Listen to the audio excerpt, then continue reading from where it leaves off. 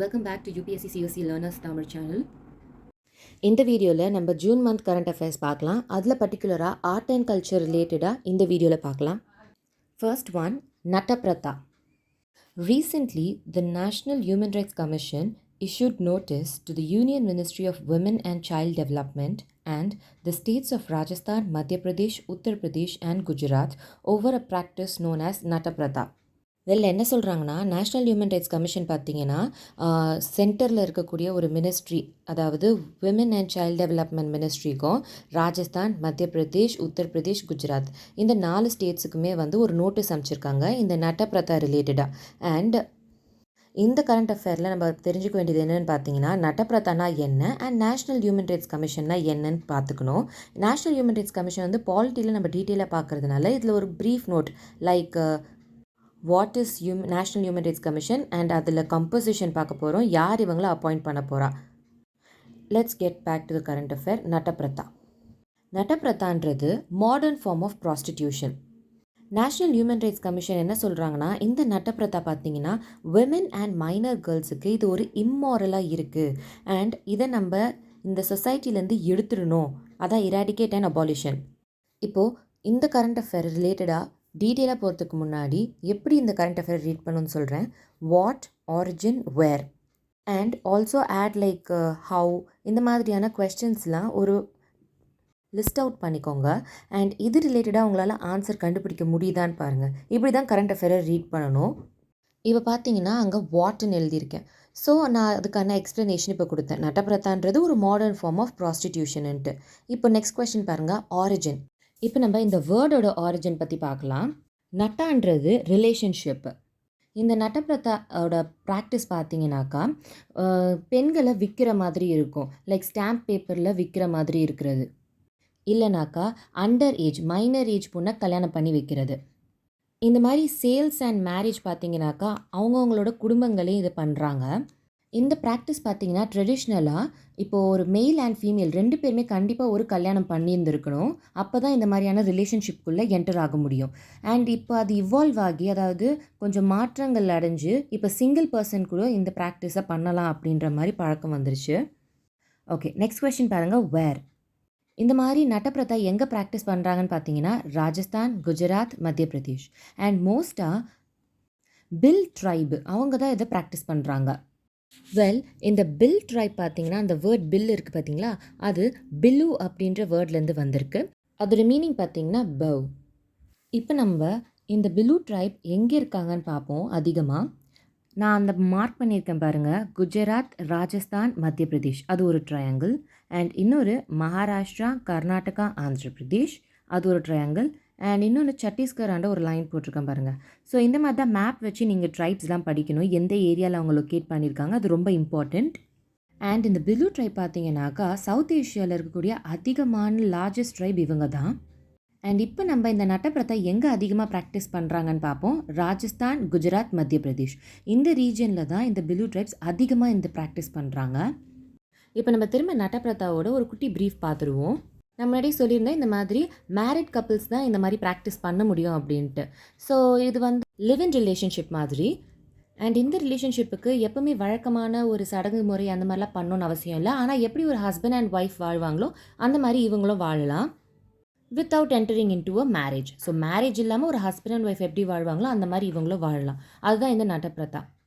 ஆனால் இதில் என்ன கண்டிஷன்னாக்கா மென் அண்ட் விமென் அதில் மேரேஜ் பண்ணி இருந்திருக்கணும். For example A and B. And இதில் பார்த்தோன்னா ஏ சியை கல்யாணம் பண்ணிக்கிறாங்க, பி டியை கல்யாணம் பண்ணிக்கிறாங்க. அண்ட் இந்த மாதிரி கல்யாணம் பண்ண பிறகு தான் ஏயும் பியும் லிவ் இன் ரிலேஷனில் வர முடியும். அதுதான் நட்டப்பிரதா.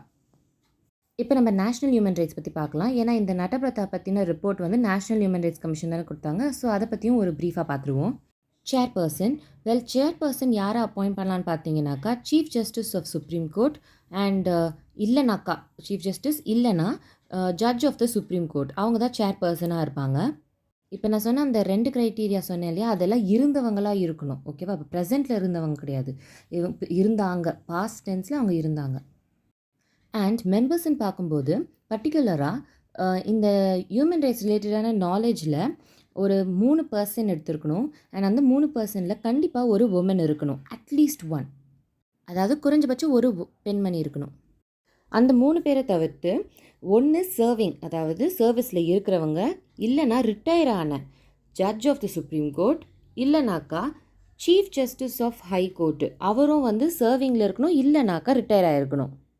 அப்போனா டோட்டலாக 5 மெம்பர்ஸ் வந்தாச்சு. So national human rights commission உங்களுக்கு ஞாபகம் வரும்போது 1+5ன்னு சொல்லணும். ஒன்று சேர்பர்சன், இன்னொரு 5 மெம்பர்ஸ். இப்போ அவங்களோட சர்வீஸ் டைம் பார்ப்போம். Chairperson as well as members இவங்க 2 பேருமே வந்து 3 வருஷத்துக்கு வேலை செய்வாங்க. இல்லைனாக்கா 70 வயசு அடைஞ்சால் அவங்களே ரிட்டையர் ஆகிடுவாங்க. இப்போ ஃபார் எக்ஸாம்பிள் ஒருத்தர் 69 வயசில் வந்து சேர்பர்சன் ஆகிறாருன்னு வச்சுப்போம். அவருக்கு 1 இயர் தான் வேலை செய்யறதுக்கு அங்கே அனுமதிப்பாங்க. ஏன்னா 70 வயசு ஆயிடுச்சு இல்லையா. அவருக்கு அந்த 3 இயர்ஸ் டைம் கிடையாது, ஒன்லி 70. இப்போ நம்ம இந்த சேர்பர்சன் அண்ட் மெம்பர்ஸோட ரீஅப்பாயின்மெண்ட் பற்றி பார்க்கலாம். எஸ், அவங்க அந்த ஆஃபீஸில் திரும்பவும் ரீஅப்பாயிண்ட் பண்ணலாம். பட் மற்ற போஸ்ட்டுக்கெலாம் அவங்களால முடியாது, மற்ற ஆஃபீஸுக்கு ஸோ லைக் யூபிஎஸ்சியில் மெம்பர் ஆகிறதோ இல்லை சேர்பர்சன் ஆகிறதோ அதெல்லாம் ஆக முடியாது. ஒன்லி இதுலேயே வேணால் ஆகலாம் ரீஅப்பாயின்மெண்ட்டு. இவங்களை அப்பாயிண்ட் பண்ணுறது அண்ட் ரிமூவ் பண்ணுறது யாருன்னு பார்த்தீங்கன்னா பிரசிடெண்ட்டு. இப்போ நம்ம செகண்ட் கரண்ட் அஃபேர் பார்க்கலாம். Bella printing. ஸோ இதில் பிரிண்டிங்னு பேர் தெரிஞ்சிச்சு இல்லையா, இது ஒரு கிராஃப்ட் ஒர்க். ஏதோ துணியில் ஏதோ பிரிண்ட் பண்ண போகிறாங்க. Let's see. இது ஒரு பிளாக் பிரிண்டிங் அண்ட் இது பார்த்தீங்கன்னாக்கா பெல்லா வில்லேஜில் இது பர்டிகுலராக ப்ராக்டிஸ் பண்ணுவாங்க. இது எங்கே இருக்குதுன்னு பார்த்தீங்கன்னா குஜராத்தில் கட்ச் ரீஜனில் இருக்குது. இப்போ எதுக்காக இந்த நியூஸ் வந்ததுன்னு பார்த்தீங்கன்னாக்கா இந்த மாதிரியான பிரிண்டிங் பார்த்தோன்னா ஒரு டேஞ்சரில் இருக்குது. தட் இஸ் டிஸப்பியர் ஆகுது, மறைஞ்சிக்கிட்டு வருது. இப்போ நம்ம டீட்டெயிலாக பார்ப்போம். இப்போ இந்த இமேஜை பாருங்கள். ஒரு கட்டையை வச்சு அந்த இதில் வந்து பிரிண்ட் அடிக்கிறாங்க துணியில். அந்த கட்டையில் பார்த்தீங்கன்னாக்கா அந்த டிசைன் வந்து அச்சடிச்சிருப்பாங்க அண்ட் அந்த பெயிண்டில் டிப் பண்ணி அண்ட் இந்த மெட்டீரியலில் பேஸ்ட் பண்ணுவாங்க. இவங்க என்ன மாதிரி டை யூஸ் பண்ணுவாங்கன்னு பார்த்தீங்கன்னா நேச்சுரல் டை, அதாவது இயற்கை மூலிமா கிடைக்கக்கூடிய நிறம். இந்த பிரிண்டிங் பண்ணுறதுக்கு 2 டெக்னிக் யூஸ் பண்ணுறாங்க. ஒன்று மார்டன்ட் பிரிண்டிங் மெத்தட், இன்னொன்று hand black printing technique. So இந்த ஹேண்ட் பிளாக் பிரிண்டிங் டெக்னிக் தான் இந்த பிக்சரில் நீங்கள் பார்க்குறீங்க. ஸோ ஒரு வுட்டனில் வந்து டிசைனை கார்வ் பண்ணிக்கிறாங்க அண்டு டையில் இமர்ஸ் பண்ணிவிட்டு அண்ட் அந்த மெட்டீரியலில் ப்ரெஸ் பண்ணுறாங்க. அண்ட் இதோட ஆப்போசிட் தான் மார்டன்ட் பிரிண்டிங். இதில் வந்து எந்த ஒரு பிளாக்கும் யூஸ் பண்ண மாட்டாங்க. So it resist printing or block printing. அதாவது எப்படி இருக்கும்னாக்கா ஒரு கெமிக்கல் பேஸ் எடுத்துப்பாங்க, say for example bleach. And அந்த ப்ளீச் வந்து ஒரு ப்ரஷ் எடுத்து என்ன மாதிரியான டிசைன் வேணுமோ அதை போட்டுட்டு அண்ட் அதுக்கப்புறம் அதை கலர் கொடுப்பாங்க. மோஸ்ட்டாக இந்த மார்டன்ட் மெத்தட் பார்த்தீங்கன்னாக்கா நேச்சுரல் டைஸ் யூஸ் பண்ணும்போது பர்டிகுலராக யூஸ் பண்ணுவாங்க. ஏன்னு பார்த்தீங்கன்னா அப்போ இந்த நேச்சுரல் டை வந்து நல்லா தெரியும்ன்ட்டு யூஸ் பண்ணுவாங்க. இந்த பெல்லா பிரிண்டிங் மோஸ்ட்டாக யார் பண்ணுவாங்கன்னு பார்த்தீங்கன்னா கத்ரி கம்யூனிட்டி. இந்த ஆர்ட்டில் அவங்க பேர் போனவங்க. இப்போ நம்ம தேர்ட் கரண்ட் அஃபேர் பற்றி பார்க்கலாம். நலண்டா யூனிவர்சிட்டி ரிலேட்டடாக இருக்குது. The campus of Nalanda university was formally inaugurated by the PM. So என்னன்னாக்கா நம்மளோட பிஎம் பார்த்தீங்கன்னா நலண்டா யூனிவர்சிட்டி கேம்பஸ் அது இன்னும் திறந்து வச்சுருக்காரு. இப்போ நம்ம வேறு பற்றி பார்க்கலாம். நலண்டா யூனிவர்சிட்டி எங்கே இருக்குதுன்னு பார்த்தீங்கன்னாக்கா பீகாரில் இருக்கக்கூடிய ராஜ்கிர் டிஸ்ட்ரிக்டில் இருக்குது. இப்போது இந்த யூனிவர்சிட்டியை இன்ஸ்டிடியூட் ஆஃப் நேஷ்னல் இம்பார்ட்டன்ஸ் அப்படின்ற ஒரு கௌரவத்தை கொடுத்துருக்கு. இப்போது இந்த நலண்டா யூனிவர்சிட்டி பார்த்தீங்கன்னாக்கா ஏன்ஷியன்ட் பீரியட்லேருந்தே இருந்திருக்கு. லைக் பர்டிகுலராக சொல்லணுன்னா நம்ம குப்தர் காலத்தில் குமரகுப்தர் பார்த்தீங்கன்னாக்கா இது பீகாரில் நிறுவியிருப்பார் ஏர்லி 5th century. அண்ட் அது லேட்டராக நல்லா வளர்ந்து 12th century காலகட்டம் வரைக்கும் அது இருந்திருக்கு. லைக் 800 years வரைக்கும் அந்த இடத்துல நல்லபடியாக இருந்திருக்கு. But later 1190s Bakhtiyar Khilji இவர் ஒரு டர்கோ ஆப்கான் மிலிட்ரி ஜென்ரல். இவர் என்ன பண்ணிட்டார்னா ஒரு 3 மாதம் இந்த நலண்டா யூனிவர்சிட்டியை துவம்சம் பண்ணிட்டார். அங்கே இருந்த புத்திஸ்ட் டெக்ஸ்ட் எல்லாமே வந்து நெருப்பிட்டு அழிச்சிட்டாரு. இது மூலிமா நமக்கு அதுக்கான ஆன்சர் கிடச்சிச்சு. அண்ட் லேட்டர் இந்த மாதிரி ஒரு யூனிவர்சிட்டி இருக்குது அப்படின்னு யார் கண்டுபிடிச்சார் பார்த்தீங்கன்னா 1812 ஒரு ஸ்காட்டிஷ் சர்வேயர் ஃப்ரான்சிஸ் பச்சனன் ஹாமில்டன் அவர் தான் இதை ரீடிஸ்கவர் பண்ணியிருப்பார். அண்ட் அது ஒரு ஏன்ஷியன்ட் யூனிவர்சிட்டி அப்படின்னு அங்கீகரித்தது யாருன்னு பார்த்தீங்கன்னாக்கா சர் அலெக்சாண்டர் கன்னிங்கம் 1861. இது மூலிமா நமக்கு ஹவுக்கான ஆன்சர் முடிஞ்சிருச்சு. இவ்வளோ இம்பார்ட்டன்ஸ் கொண்ட நலண்டா யூனிவர்சிட்டியை லைக் 2006லலாம் பார்த்தீங்கன்னாக்கா, இது திரும்ப புதுப்பிக்கிறதுக்கு நிறைய பேர் வழிவகுக்கியிருக்காங்க. லெட்ஸ் சி 2006ல் president APJ Abdul Kalam sir பார்த்தீங்கன்னாக்கா, நலண்டா யூனிவர்சிட்டியை ரிவைவ் பண்ணணும் அப்படின்னு ஒரு ப்ரொபோசல் கொண்டு வராரு. ஆல்சோ 2007ல் பீகார் அசெம்பிளி என்ன பண்ணுறாங்கனாக்கா, ஒரு புது இன்டர்நேஷ்னல் யூனிவர்சிட்டியை கொண்டு வரணும் அப்படின்ட்டு ஒரு பில் பாஸ் பண்ணியிருக்காங்க யூனிவர்சிட்டி ஆஃப் நலண்டா பக்கத்தில். அண்ட் 2010ல் பீகார் அசெம்பிளி கொண்டு வந்த இந்த பில்லை பார்லிமெண்ட் என்ன பண்ணியிருக்காங்கனாக்கா, நலண்டா யூனிவர்சிட்டி பில் அப்படின்னு ஒன்று கொண்டு வந்து அண்ட் இந்த யூனிவர்சிட்டியை நேஷ்னல் இம்பார்ட்டன்ஸாக கருதுகிறாங்க. அண்ட் ஆல்சோ இந்த யூனிவர்சிட்டி எப்படி கவர்ன் பண்ணணும்னு ரூல்ஸ் மேக் பண்ணுறாங்க.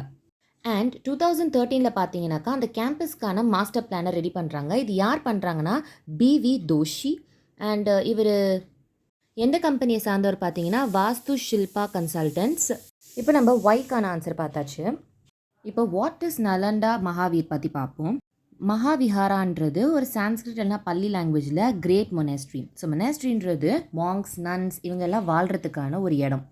இது ஆக்டிவாக இருந்தது 5th-லேருந்து 13th century common era. And நான் earlier சொன்ன மாதிரி இது வந்து குமரகுப்தா வந்து நிறுவியிருக்காரு. அண்ட் இந்த ஒரு மொனாஸ்ட்ரியாக இருந்தாலுமே கூட இது ஒரு ரெசிடென்ஷியல் யூனிவர்சிட்டியாக இருந்திருக்கு. அதாவது ஸ்டூடெண்ட்ஸ் வந்து இங்கே வந்து தங்கி படிப்பாங்க. அண்ட் உலகத்திலே முதல் ரெசிடென்ஷியல் யூனிவர்சிட்டி இந்த நலண்டா யூனிவர்சிட்டி தான். அண்ட் யோன்சாங் வந்து பார்த்தீங்கன்னா நலண்டா யூனிவர்சிட்டி பற்றி சில டீட்டெயில்ஸ் கொடுத்துருக்காரு. இவர் ஒரு 7th சென்ச்சுரி சைனீஸ் ட்ராவலர். அவர் என்ன சொல்லியிருக்காருன்னா 10,000 ஸ்டூடெண்ட்ஸ் அப்புறம் 2,000 டீச்சர்ஸ் அண்ட் நிறைய சர்வன்ட்ஸ் இங்கே இருந்திருக்காங்கன்னு சொல்லியிருக்காரு. அண்ட் இந்த யூனிவர்சிட்டி பார்த்தீங்கன்னாக்கா 1190ஸில் பக்தியார் கெல்ஜி அழிச்சிருப்பார். இப்போது இந்த நலண்டா யூனிவர்சிட்டி பார்த்தீங்கன்னா யுனெஸ்கோ வேர்ல்ட் ஹெரிட்டேஜ் சைட்டில் ஒன்றா இருக்குது. தேங்க்ஸ் ஃபார் வாட்சிங் UPSC CSC learners Tamil channel.